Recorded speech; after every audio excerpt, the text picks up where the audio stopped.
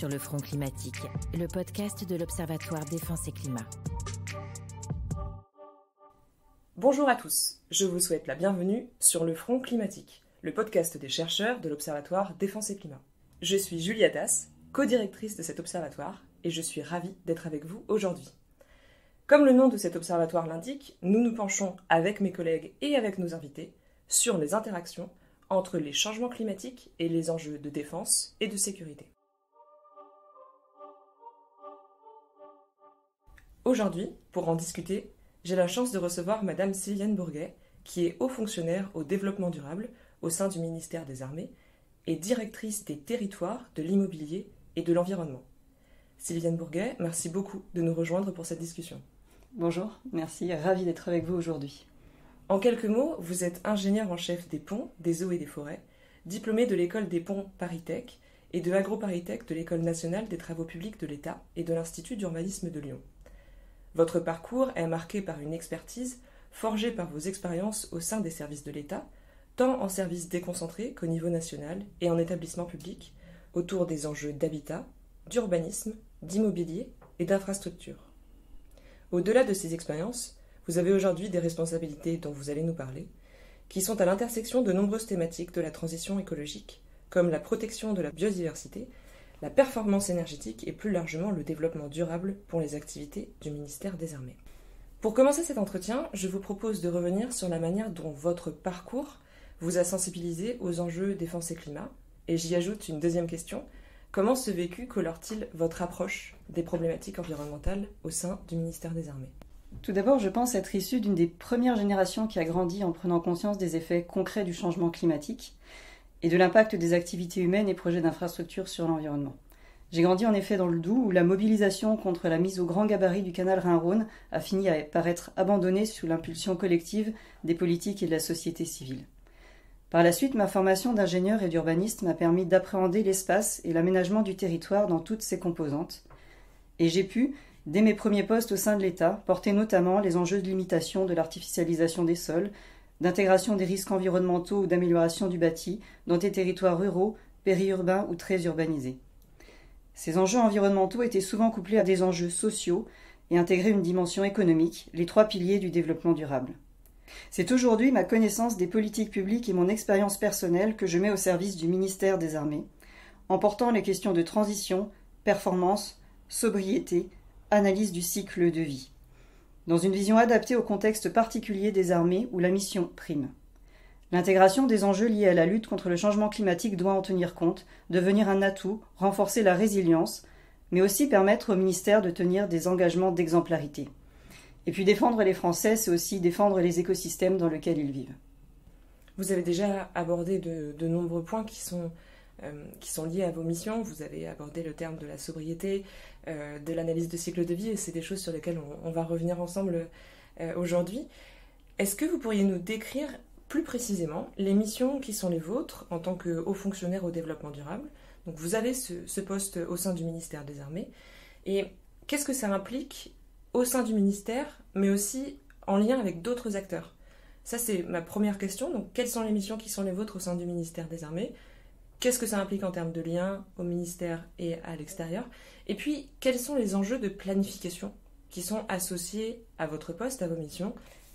Alors, la transition écologique est une des politiques prioritaires du gouvernement. Cela s'est notamment traduit par la création du SGPE, le Secrétariat général à la planification écologique, en 2022, directement rattaché à la Première ministre, et par le lancement du plan France Nation Verte. Le ministère des Armées contribue à cette dynamique et à ses ambitions, tout en veillant au maintien de ses capacités opérationnelles. En tant que haut fonctionnaire au développement durable, je suis notamment chargée de préparer et porter la contribution du ministère aux politiques gouvernementales en matière de transition écologique, énergétique et de développement durable, de coordonner l'élaboration des plans d'action correspondants et d'en suivre l'application. Mais comme vous l'indiquiez tout à l'heure, je suis non seulement haut fonctionnaire au développement durable, mais j'ai aussi la chance d'être à la tête d'une direction métier, la direction des territoires, de l'immobilier et de l'environnement, qui va assurer la mise en œuvre concrète d'un certain nombre d'actions en s'appuyant sur les armées, directions et services. Pour revenir sur la première partie de votre question relative aux acteurs, cela implique des liens très forts en interministériel, avec le SGPE notamment, en charge de la planification de moyen et long terme, le CGDD, le Commissariat général au développement durable, dans le cadre de la mise en œuvre de la directive Service public éco-responsable, et la contribution du ministère des Armées à la Revue nationale volontaire, et puis également avec les directions métiers du ministère de la Transition écologique, la direction de l'eau et la biodiversité, la direction générale de l'énergie et du climat, la direction générale de la prévention des risques ou la direction de l'urbanisme, de l'habitat et des paysages. Et puis également avec des fédérations et organismes experts, par exemple la Fédération des conservatoires d'espaces naturels ou le Conservatoire du littoral. Cela nécessite aussi d'animer, de coordonner et dynamiser le réseau interne au ministère des Armées, au niveau national comme local. J'ai en tête notamment le travail mené avec le Centre interarmé de coordination du soutien et les commandants de base de défense, les armées elles-mêmes qui déclinent une stratégie par milieu, le service du commissariat des armées sur la mise en œuvre de la loi Egalim ou la mobilité, ou la mission achat du ministère qui est labellisée Relations fournisseurs-acheteurs responsables. Et alors vous avez mentionné le CGDD.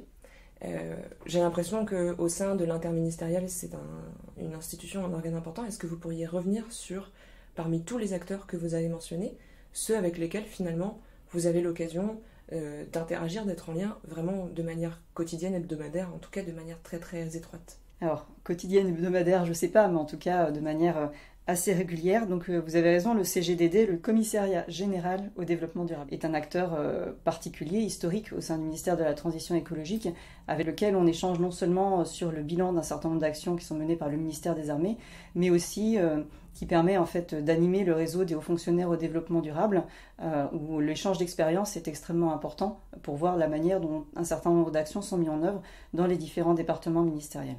D'accord, merci beaucoup. Et ça nous permet d'aborder la manière dont les problématiques de développement durable et de protection de l'environnement ont été peu à peu intégrées aux pratiques d'un ministère, celui des armées. Pourriez-vous revenir avec nous sur une vue d'ensemble des différentes stratégies que le ministère a pu mettre en place et qui présentent un lien avec le changement climatique ou l'environnement? Donc un peu la manière chronologiquement dont ces différentes stratégies ont pu se compléter petit à petit pour avoir une vue d'ensemble environnementale, finalement, développement durable, que vous portez aujourd'hui. Le ministère des Armées a un engagement en matière de développement durable mûri depuis de nombreuses années. En effet, depuis une dizaine d'années, il s'est engagé en faveur du développement durable avec une première stratégie défense durable 2010-2013 et puis une seconde en 2016-2020. Et puis est apparu au fil des années le besoin d'affiner en stratégie thématique pour pouvoir aller plus loin sur un certain nombre de politiques et d'enjeux. Je pense notamment à la stratégie énergétique de défense parue en 2020 qui a intégré la stratégie ministérielle de performance énergétique dans une vision qui a permis de combiner enjeux environnementaux, capacitaires et opérationnels et qui est aujourd'hui coportée par le haut fonctionnaire au développement durable et le major général des armées. Je pense plus particulièrement sur les enjeux portés par la direction des territoires de l'immobilier et de l'environnement, à la stratégie ministérielle de préservation de la biodiversité qui a été adoptée par la ministre des Armées en 2021, la stratégie ministérielle relative aux déchets qui a été publiée en 2022, et puis depuis peu une stratégie ministérielle de l'eau que j'ai portée depuis la création de la direction des territoires de l'immobilier et de l'environnement. En parallèle, l'état-major des armées, et puis vous aviez accueilli le major général des armées récemment, vous a parlé de la stratégie climat-défense qui, elle, engage le ministère des armées sur la partie atténuation au changement climatique et dans ses relations et ses effets d'un point de vue géostratégique et international.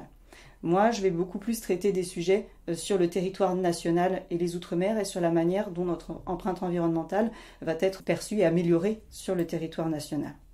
Et c'est un panel de stratégies et d'actions complet qui permet aujourd'hui au ministère de décliner sa politique en faveur de la transition écologique par thématique et par enjeu, dans une démarche cohérente et puis surtout avec une adaptation au contexte local.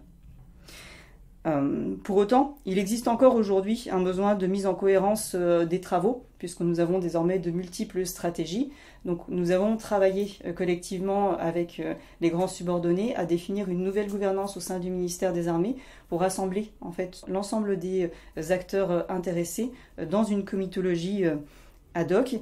Et puis nous travaillons à faire un document chapeau, donc une nouvelle stratégie de défense durable pour pouvoir donner cette orientation globale et traduire toute cette stratégie dans une vision d'ensemble et mieux assurer en fait leur pilotage commun. Ce que vous appelez comitologie, c'est justement comment ce pilotage est construit. Tout à fait. Très bien. Et donc si je reprends rapidement ce que vous avez pu mentionner, il y a quand même énormément de stratégies qui ont été adoptées relativement récemment. Donc l'idée, c'est là de les mettre en cohérence. Est-ce que ces stratégies, elles ont été, donc vous mentionniez certaines qui ont été portées par votre direction, comment le portage de ces différentes stratégies, aujourd'hui, il est envisagé? Donc vous parliez de comitologie, vous parliez de construction, de la manière dont toutes ces stratégies vont être mises en cohérence. Comment est-ce que ça va être fait? Est-ce que vous avez déjà des éléments? La fameuse comitologie dont je parlais, c'est un ensemble en fait de comités qui se déclinent à chaque échelon de l'organisation du ministère des Armées. Depuis les comités exécutifs de niveau ministre jusqu'à des groupes de travail thématiques au niveau national sur des sujets et pour porter des actions dédiées, et en allant plus loin avec des comités mixtes eau et énergie locaux à l'échelle des bases de défense. L'idée, c'est vraiment d'avoir une organisation qui permette de décliner et porter les actions dans une action descendante, mais également remontée d'informations terrain pour coordonner l'ensemble et s'assurer que l'ensemble des actions est mis en œuvre. La DTIE, en tant que telle, elle va coordonner... La DTIE, c'est votre direction. La DTIE, c'est ma direction, tout à fait. Elle va coordonner l'élaboration des différentes stratégies qui sont dans son champ de responsabilité, mais toujours en articulation avec les armées, directions et services, en particulier avec les états-majors d'armée et les délégations générales pour l'armement. Et ces stratégies, même si elles sont portées par un pilote plus particulièrement, elles ont été toujours coélaborées avec l'ensemble des acteurs, puisque c'était vraiment une vocation aussi de sensibilisation, d'identification de ce que chacun des acteurs au sein du ministère des Armées pouvait apporter pour porter la stratégie donnée. Et puis, c'est aussi ce qui va faire leur force, puisque la mise en œuvre des actions, elle doit être portée par tous au sein du ministère. Par exemple, les travaux spécifiques sur la problématique énergie-climat, qui sont un des enjeux de la lutte contre le changement climatique, vont être traités vraiment en articulation étroite avec l'état-major des armées, avec le lien fort qui est aujourd'hui entre moi qui suis haut fonctionnaire au développement durable et le major général des armées, dans une comitologie énergie qui va être coportée par ces deux acteurs, travaillée par piliers, dans là aussi des réunions dédiées.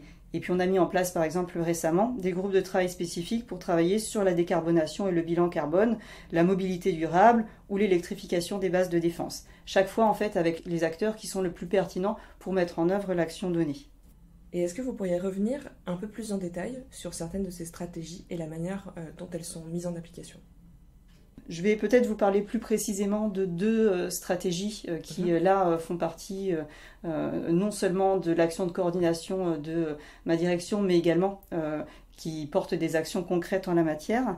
La première, c'est la stratégie de préservation de la biodiversité. Je pense que vous savez que le ministère des Armées est affectataire de plus de 270 000 hectares de terrains qui sont particulièrement préservés de l'urbanisation et de l'exploitation intensive. Et 80% de ces terrains militaires sont intégrés dans des zones de biodiversité remarquables. Et 44 000 même sont classés Natura 2000, qui est le plus haut niveau de préservation qu'il existe d'un point de vue des règles d'urbanisme sur le territoire national. Et globalement, la préservation de la biodiversité et la préservation des écosystèmes, c'est non seulement une question de limitation de l'empreinte environnementale, mais c'est également une action qui va permettre de mettre en œuvre de la résilience face au changement climatique, avec certaines actions qui entretiennent un lien direct avec les sujets climatiques. Par exemple, depuis 2021, nous avons conclu une convention avec la Fédération des conservatoires d'espaces naturels relative au stockage et au captage carbone grâce aux solutions fondées sur la nature. Des sites pilotes sont en cours de désignation et se concentrent sur plusieurs types de milieux, les forêts, les zones humides, les prairies. Et en fait, cette gestion écologique et particulière des espaces naturels est aussi un atout pour l'entraînement des forces, puisqu'elles vont pouvoir finalement s'entraîner dans différents types de milieux. C'est par exemple aussi le cas d'action sur des terrains d'entraînement, on va avoir de l'éco-pâturage. En fait, l'intérêt d'avoir de l'éco-pâturage, c'est une vraie gestion en fait écologique des espaces. Ça permet de faire du débroussaillage et ça permet aussi aux forces d'avoir des espaces libres pour pouvoir s'entraîner dans différents terrains et des terrains qui sont du coup extrêmement réalistes par rapport à ce que l'on peut trouver par ailleurs. Je pense également à deux projets de recherche. Le projet Micropac qui a pour objectif d'acquérir des données pour fiabiliser les modélisations des déplacements de thon et ainsi d'anticiper les conséquences des changements climatiques sur ces ressources et donc leur impact sur la pêche, et notamment la pêche illicite qui est une activité qui existe dans la région Pacifique ouest et centrale, ou le projet Kivikwaka, qui vise à équiper des oiseaux migrateurs pour voir de quelle manière ces oiseaux qui sont sensibles à l'anticipation de tempêtes tropicales et des tsunamis pourraient être utilisés pour justement anticiper les actions qui pourraient être mises en place par les armées ou la sécurité civile suite au passage en fait de ces événements majeurs. J'ai parlé un peu énergie, j'ai parlé biodiversité et je voudrais aussi revenir sur la stratégie eau qui est du coup la toute nouvelle stratégie au sein du ministère des Armées. Le ministère des Armées a du coup lancé cette stratégie par une annonce de la secrétaire d'État le 12 juin dernier. Et cette stratégie tourne autour de deux ambitions. La première, sécuriser les accès du ministère des Armées à la ressource en eau douce pour préserver en particulier la capacité opérationnelle des armées sur le territoire et à limiter ses consommations et son impact sur les milieux. Donc c'est bien cette vision double qui est toujours prégnante dans la manière dont on va traiter les sujets de lutte contre le changement climatique et de transition écologique. Cette stratégie se concentre sur le territoire métropolitain ainsi que dans les Outre-mer, et donc on traite de l'eau douce et pas du milieu marin. Et certaines actions entretiennent un lien très fort avec les enjeux climatiques. D'abord la démarche de résilience face au changement climatique, notamment pour identifier les sites prioritaires d'un point de vue opérationnel dans lequel la ressource en eau est un enjeu très important, non seulement pour l'emploi des forces, mais également pour la sécurité incendie. Je pense par exemple à des sites d'essais de la Direction générale pour l'armement, où en fait le réchauffement climatique dans le sud de la France va générer des plages d'essais de plus en plus limitées et des problématiques de sécheresse qui peuvent entraîner des déclenchements d'incendies et pour lesquels la ressource en eau est extrêmement importante pour pouvoir en fait continuer l'action tout au long de l'année. Nous allons également définir un cadre d'analyse pour statuer sur le degré d'autonomie vis-à-vis des infrastructures civiles, puisque là aussi, sur un certain nombre de territoires où la pression sur la ressource en eau est extrêmement importante, la question se pose de l'articulation des emprises du ministère des Armées avec celle des collectivités locales qui sont adjacentes en fait à ces emprises-là. Le ministère des Armées dispose d'emprises extrêmement importantes en surface et de ses propres en fait points de captage et de ressources en eau. Nous allons également traiter la manière d'intervenir sur les périodes de sécheresse afin de décliner un certain nombre d'actions dans les plans de continuité d'activité des armées, résorber des points noirs, et donc là pour vraiment agir sur les questions de sobriété, mais également, par exemple, mettre en œuvre des actions pour lutter contre les espèces exotiques envahissantes qui sont un effet déjà visible du changement climatique. D'accord, merci. Et alors j'ai plein de questions sur les différentes stratégies, mais je pense qu'on n'aura pas le temps de revenir sur toutes mes questions et de couvrir tous les sujets. J'avais simplement une question sur cette stratégie eau. Vous parliez de période de sécheresse. On enregistre cet épisode durant l'été 2023. Quels sont les mécanismes de déclenchement d'un mode sécheresse ? Est-ce que ça dépend de ce qui est considéré comme une sécheresse par le gouvernement ou est-ce que les armées ont leur propre échelle de sécheresse ? Alors, on s'inscrit en fait dans le cadre interministériel, donc il y a un certain nombre d'arrêtés qui peuvent être pris par les préfets de département qui vont en fait déclencher un certain nombre de mesures de restriction d'eau. Le ministère des Armées, lui, n'est pas forcément touché directement par les mesures qui sont prises par les préfets, mais va, dans ce qu'on appelle le plan de continuité d'activité, mettre en œuvre ses propres mesures pour contribuer aussi à limiter l'utilisation de la ressource durant ces périodes très particulières. Ensuite, les armées sur le territoire vont adapter leur plage d'entraînement en fonction du suivi de la météo, parce que bien évidemment, on ne va pas faire des tirs d'essais de missiles quand les sols sont extrêmement secs et être générateur d'incendies sur nos propres emprises. Donc c'est un double suivi, un suivi finalement des actions qui sont prises par les autorités en charge de la sécurité civile sur les départements donnés, et un suivi propre du ministère des Armées pour adapter en fait les plages d'entraînement ou d'essais missiles au contexte climatique que l'on voit au jour le jour. D'accord, merci. On parlait au tout début de cet épisode de votre poste, de vos missions en tant que haut fonctionnaire au développement durable. On a également parlé de la direction que vous dirigez. Par rapport à toutes ces stratégies, quel est le rôle de cette direction ? Alors je crois que l'acronyme que vous utilisiez, c'est la DTIE. Quel est le rôle de cette direction dans la gestion des enjeux que vous mentionniez ? Vous avez abordé certains sujets sur l'eau, sur les déchets, etc. Est-ce que vous pourriez revenir sur notamment peut-être la manière dont le patrimoine immobilier des armées peut être géré par votre direction dans le cadre de ces stratégies ? Alors, au-delà des politiques et stratégies dont nous avons déjà parlé et de l'organisation et du portage d'un certain nombre de sujets, effectivement, je pense pouvoir revenir sur 4 points. Le premier, c'est la question du patrimoine immobilier, parce que la DTIE est aussi responsable de la politique immobilière au sein du ministère des Armées, et dans ce cadre-là, va impulser un certain nombre d'actions et de stratégies sur le traitement particulier de l'immobilier du ministère. C'est le cas de la manière dont on va mettre en place le décret tertiaire, c'est le cas dont on va impulser des choses sur la performance énergétique des bâtiments, ou porter des actions de démantèlement d'un certain nombre de bâtiments, là aussi pour limiter l'impact de ces bâtiments sur les emprises. J'ai aussi un rôle direct dans la gestion d'une emprise très particulière, puisque au sein de ma direction, il y a le suivi du partenariat public-privé du site de Balard, donc je suis également entre guillemets chef d'emprise du site de Balard avec toutes les responsabilités qui vont avec.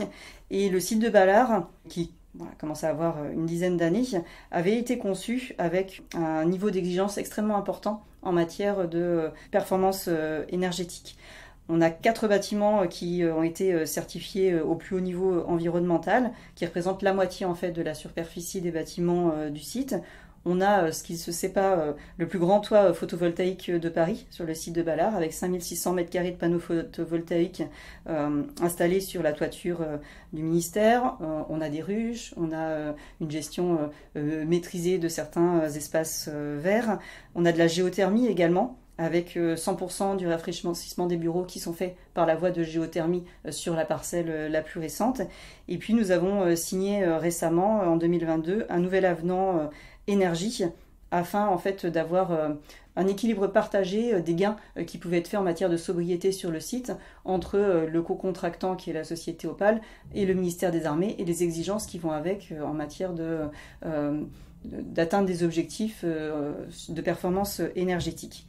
Et puis là, on a développé récemment énormément de places de stationnement pour les vélos et dispositifs qui permettent en fait d'améliorer la mobilité douce sur le site. Le deuxième point dont je voulais parler, c'est aussi le rôle qu'a la DTIE et que j'exerce des pouvoirs de police environnementale en tant que préfet pour les autorisations d'exploitation des installations classées de défense, et puis l'instruction en propre d'un certain nombre d'évaluations environnementales pour les opérations dites classées sensibles au sein du ministère des Armées. Donc dans le monde civil, il y a une instruction qui est faite par les préfets de département pour instruire toutes ces autorisations et ces déclarations qui sont faites par les exploitants d'installations classées. Au sein du ministère des Armées, c'est ma direction qui va en propre instruire l'ensemble de ces demandes d'exploitation, et qui va aussi assurer le suivi des cessations d'activité et de dépollution des différents sites une fois que l'activité est terminée.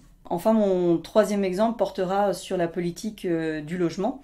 Donc, c'est la DTIE qui porte la politique du logement au sein du ministère des Armées. Donc, le logement, c'est ce qu'on appelle le logement dit familial, donc où le ministère en fait possède en propre un parc de logements domaniaux pour accueillir les ressortissants et leurs familles.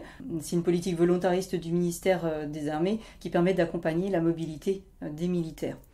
Et nous avons signé en 2022 un nouveau contrat de concession pour l'externalisation et la gestion du parc de logements. Donc c'est à peu près 8000 logements aujourd'hui, et on en aura 15 000 à la fin de ce contrat, avec environ 3000 logements qui vont être construits, et dans lequel on a mis des exigences très fortes en matière de sobriété énergétique pour les programmes de rénovation et de construction neuve, avec des objectifs de limiter le recours aux matériaux consommateurs d'énergie grise et de carbone, de proscrire l'utilisation de matériaux dérivés des produits pétroliers, de développer des énergies renouvelables en autoconsommation sur les bâtiments, de supprimer l'ensemble des passoires thermiques d'ici 2029. Il faut avoir en tête que sur ce parc, à peu près 2/3 des logements aujourd'hui sont en étiquette EAG.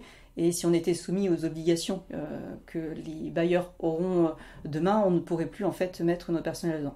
Alors on n'est pas un bailleur au sens strict réglementaire du terme, mais on s'est donné l'objectif en fait de répondre aux mêmes orientations que celles qui étaient données par le gouvernement sur le parc privé et le parc social.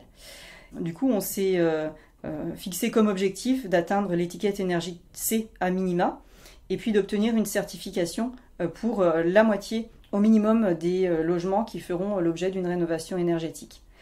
Et puis pour les constructions nouvelles, on a mis des règles assez strictes par rapport à l'atteinte d'objectifs de performance, avec la création de logements à faible consommation énergétique et à haute valeur d'usage, avec une conception bioclimatique des logements et l'utilisation de matériaux biosourcés. Est-ce que ça veut dire que, par exemple, vous inspirez de certaines structures, que ce soit naturelles ou historiques, pour qu'il y ait de la climatisation qui se fasse un peu naturellement ?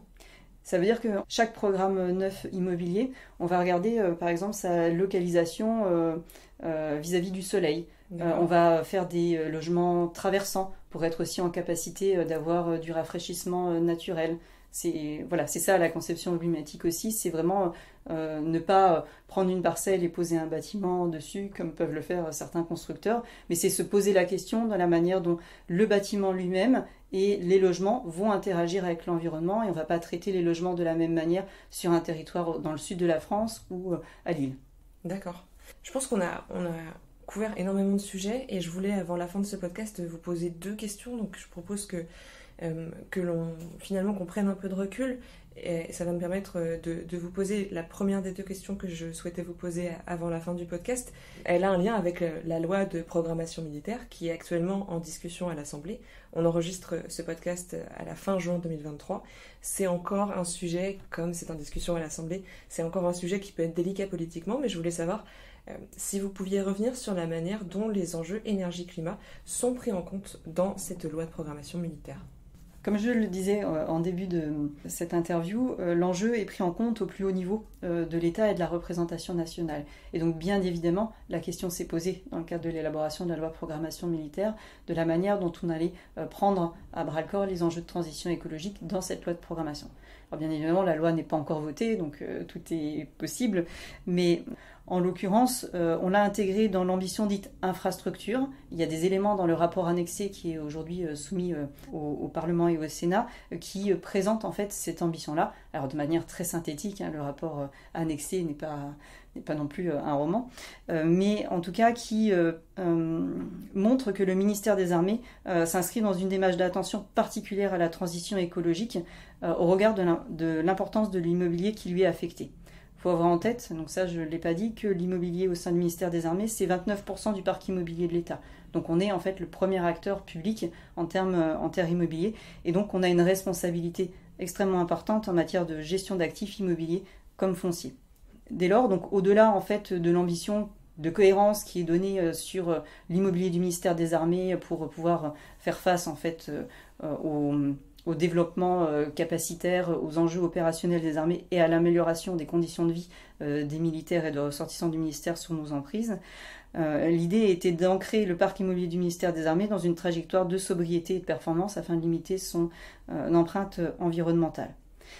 Alors je peux difficilement vous donner quelques chiffres aujourd'hui puisque bien évidemment la loi n'est pas encore votée, mais l'ambition infrastructure au sein des 413 milliards d'euros, c'est 16 milliards d'euros au global. Et sur ces 16 milliards d'euros, on estime qu'environ 1,2 milliard peuvent être directement liés à la transition écologique sur l'ensemble en fait, de la période 2024-2030. Ça se traduira notamment par un certain volet financier qui va permettre de mettre en œuvre la nouvelle stratégie de l'eau, de l'ordre de plus de 400 millions d'euros. Ça se traduira également par la mise en place de contrats de performance énergétique sur nos emprises. Donc c'est déjà une action qui a été lancée, qu'on poursuivra.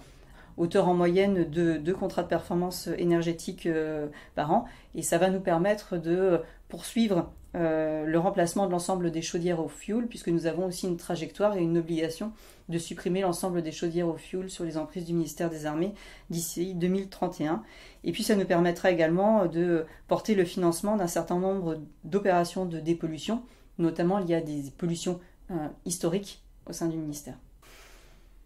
Merci beaucoup. Et alors ça me permet de venir à ma deuxième question hors cadre, je dirais, mais encore qui prend un peu plus de distance avec les sujets qu'on a abordés, avec les stratégies, etc.